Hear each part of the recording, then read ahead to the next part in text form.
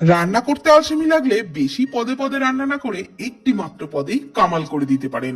তো এখানে 1.5 কাপ বাসমতি চাল ভালোভাবে 2-3 বার জল পাল্টে ধুয়ে অল্প জল দিয়ে ভিজিয়ে 15-20 মিনিট রেখে দেবো। 4টে সিদ্ধ ডিম একটু চিড়ে নিয়ে ওর মধ্যে লবণ, হলুদ গুঁড়ো, কাশ্মীরি লঙ্কার গুঁড়ো দিয়ে ভালো করে মাখিয়ে নিয়ে কড়াই সর্ষের তেলের মধ্যে ডিমগুলোকে লালচে করে ভেজে তুলে নিচ্ছি। তারপর ওই তেলের মধ্যেই আলুগুলোকে দিয়েও নাড়াচাড়া করে আলুগুলোকেও বেশ লালচে করে ভেজে তুলে নিয়েছি। আলু তুলে নেওয়ার পর ওই তেলের মধ্যে শুকনো লঙ্কা, গোটা গরম মশলা ফোড়নে দিয়ে দিচ্ছি পেঁয়াজ কুচি। পেঁয়াজটাকে নাড়াচাড়া করে হালকা লালচে করে ভেজে নিচ্ছি।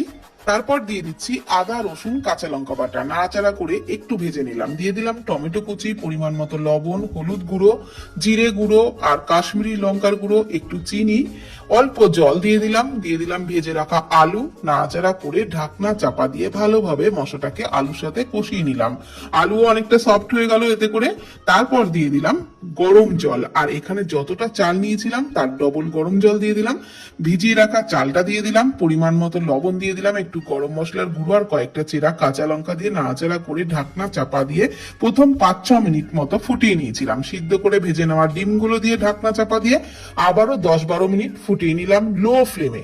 তারপর আবারও 1-2 মিনিট একটু ঢাকনা চাপা দিয়ে রেখেছিলাম লো ফ্লেমে। ভাতটা একেবারে ঝরঝরে হয়ে গেলে নামানোর আগে একটু ঘি ছড়িয়ে গরম গরম পরিবেশন করবেন, খেতে দারুণ লাগবে। এক পদেই কিন্তু লাঞ্চ কমপ্লিট হয়ে যাবে, অন্য কিছুর প্রয়োজনই হবে না।